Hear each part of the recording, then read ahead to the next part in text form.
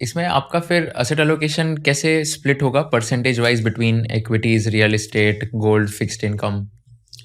मेरा इस समय अगर आप करंट नेटवर्थ के हिसाब से कंपेयर करेंगे तो आज की डेट में मेरा 50% I would say is in equities, around 25% is in real estate, around 10% is in gold, and बाकी फिर सब बाकी फिक्स डिपॉजिट वगैरह में जो है। फिक्स डिपॉजिट मैं बहुत कम रखता हूँ एक्चुअली। फिक्स डिपॉजिट तो मुझे लगता है कि होना ही नहीं चाहिए आपके पास, सबसे ज़्यादा लेजी है। फिक्स डिपॉजिट से अच्छा तो और कुछ नहीं तो डेट मार्केट में पैसा डाल के मतलब कम से कम बैंकों को मतलब चीप मनी देने का क्या फ़ायदा है। तो वो तो मुझे नहीं लगता कि कभी करना चाहिए। फिक्स डिपॉजिट तो मैं बहुत बेयर मिनिमम होता है मेरा, मतलब जो सिर्फ फिक्स डिपॉजिट में अगर मैं करता भी हूँ तो मैं उस तरीके से करता हूँ, अगर मुझे मेरे बच्चों की फीस देनी है तो उसके हिसाब से एक कर लिया, ताकि उस पैसे को मैं कहीं और इधर उधर ना डालूं। मैं सिर्फ इसके लिए फिक्स डिपॉजिट करता हूँ, उसके अलावा फिक्स डिपॉजिट नहीं करता। और इक्विटीज में 50% जो है इट्स मेजरली म्यूचुअल फंड्स और इट्स अ मिक्स ऑफ एक दो स्टॉक्स और बाकी mutual fund, largely mutual fund, but एक दो stocks. So how do you analyse, how do you decide कि कौन से म्यूचुअल फंड में इन्वेस्ट करना है, कौन से स्टॉक में इन्वेस्ट करना है? एक केस स्टडी के साथ एक्सप्लेन कर सकते हो कि व्हाट्स योर माइंडसेट और thesis going on when you do a due diligence on a fund और अ कंपनी? बहुत अच्छी बात कही आपने। मैं एक बार एक डॉक्टर से मिला था, मैंने पूछा था कि सर जब आप बीमार पड़ते हो तो आप क्या करते हो, आप तो खुद दवाई ले लेते होगे। बोले नहीं ऐसे नहीं होता है। Then I show to the best doctor that I no.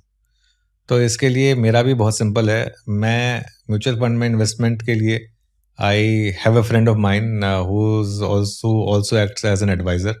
नाम नहीं लूंगा, लेकिन जस्ट उनसे पूछता हूँ मैं कि किस में इन्वेस्ट करना है, तो what ever he says I do that, I follow that blindly.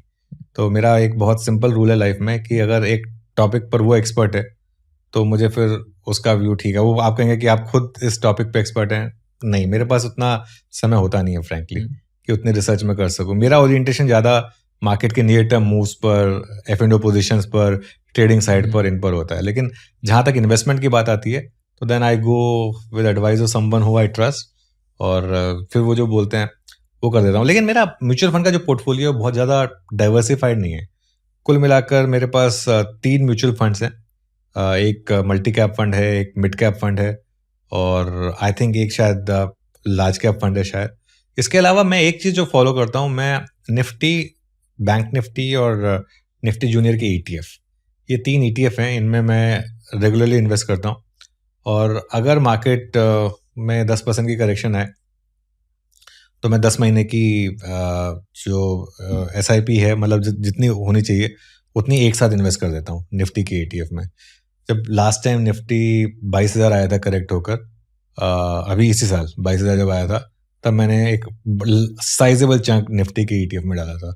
अभी भी मेरा व्यू यही था कि अगर निफ्टी इस बार करेक्ट होकर 23,000 पर आया तो मैं डाल दूंगा। बाई चांस आया ही नहीं वो, लेकिन व्यू मेरा यही रहता है। टॉप से जब भी निफ्टी 10% करेक्ट होता है, मेरा व्यू होता है कि 10 महीने का पैसा एक साथ निफ्टी में डाल दो। उसके अलावा 2-3 म्यूचुअल फंड है और एक आध जैसे मैंने कहा कि stocks है मेरे पास। If you learned something new from this video, do share it with your friends and subscribe to this channel so that we can bring you the best content possible.